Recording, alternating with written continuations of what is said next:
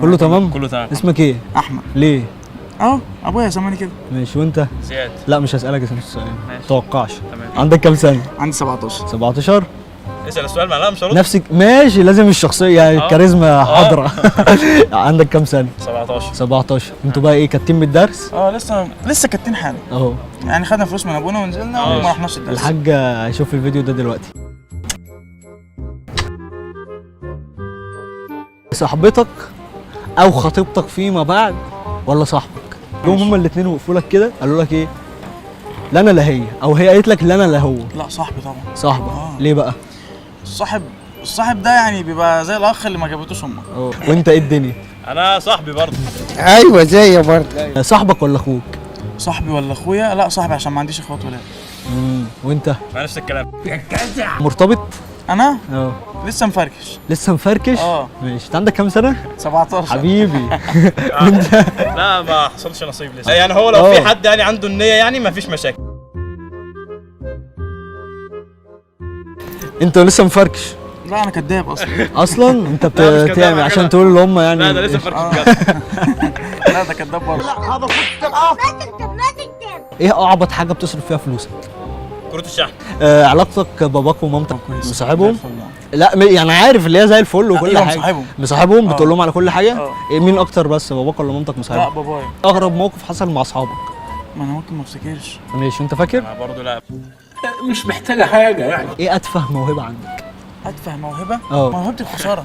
بخسر في كل موهبه ناس كتير قوي مش هو. مفيش لعبه وجه رساله حالا للناس اللي بتخسرهم. بتخسر ناس وفلوس وكل حاجه. كل حاجه بخسرها، اي حاجه بتجيلي بخسرها. حتى في الالعاب بخسر كل الالعاب.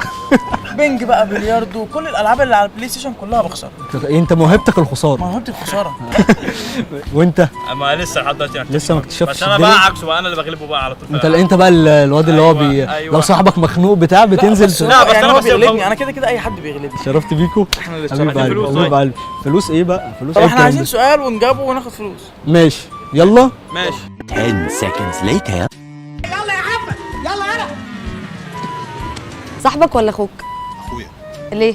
اخويا. ليه؟ عشان هو اخويا. طب انت ممكن انا تختار واخويا صح. على ابن عمي وانا ابن عمي على الغريب، فهو صح. ده مبدأ يعني. اخويا. طب لو معاك 5 مليون جنيه تعمل بيهم ايه؟ ابيع اخويا. انت يعني عاوز تبوظ شرع ربنا طب لو اتمسكت في كمين، مين اول حد هيجي في دماغك ان انت تكلمه؟ ابن عمي. مش اخوك؟ لا لا. امال انت كنت مختار اخوك من الاول ليه؟ معايا. صح. انا فعلا حكيت فعلا. انت مش انسان. صح. انت ما عندكش اي ضمير. صح. طب لو صاحبتك خانتك تعمل ايه؟ شوف غيرها اخونا معاها. تشوف غيرها تخونها معاها؟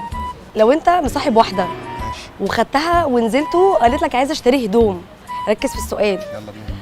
وفجاه لقيت نفسك بتتدبس في ان انت اللي تدفع حساب الهدوم دي، وبعد ما دفعتها والدنيا تمام قابلت واحد بالصدفه وقالت له ده زميلي، هتعمل ايه؟ هو انا مش هشتري هدوم من الاساس اصلا، فادفع لها فلوس هدوم ليه؟ ده ايه ده؟ هو انا صاحبها عشان اجيب لها هدوم؟ انت مين يالا بجد؟ انت عرفنا ليه؟ يعني انت لو انت خارج انت وواحده اول مقابله بينكم كل واحد هيدفع حسابه على جيبه؟ لا هنقعد في كافيه ناكل اكله حلوه نشرب حاجه جميله، لكن اجيب لها هدوم دي انا ما اعرفهاش، اول خروج اجيب لها هدوم. فلنفترض ان هي دبستك في هدوم، مش هتدبس انا بجح. هتقول لها لا مفيش منه الكلام ده. انت مش بايع الدنيا خالص. ولا لا هدوم دي بتولع على مالي. طب مصاحب مامتك اكتر ولا باباك؟ الاثنين مش طايقيني كده بس. اصلا انت شكلك مطرود من البيت. هم هيأجروا السرير بتاعي لما يعرفوا ان انا هنا اصلا. دلوقتي